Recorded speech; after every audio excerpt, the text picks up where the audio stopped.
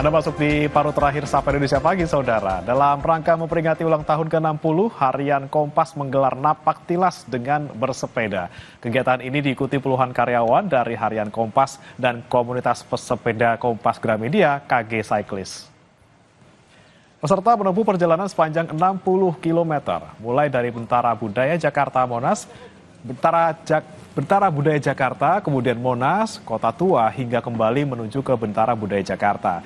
Peserta juga akan berziarah ke makam pendiri Kompas Gramedia, Cakup Utama, dan PK Oyong sebelum kembali ke BBJ. Kegiatan bersepeda dipilih untuk memperingati hari ulang tahun Harian Kompas karena ramah lingkungan. Acara diikuti oleh 60 peserta, termasuk pemimpin redaksi Harian Kompas, Haryo Damardono.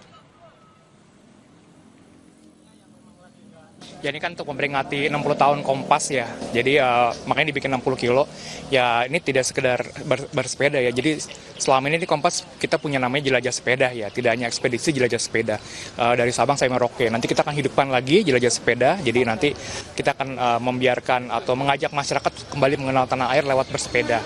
Dan ini kan juga salah satu upaya kita untuk berusaha untuk lebih ramah lingkungan ya. Kompas kan di sebelahnya ada kereta api, pegawai biasanya naik kereta. Ini sekarang kita ngajak pegawai tidak hanya naik mobil atau naik motor, tapi juga naik sepeda.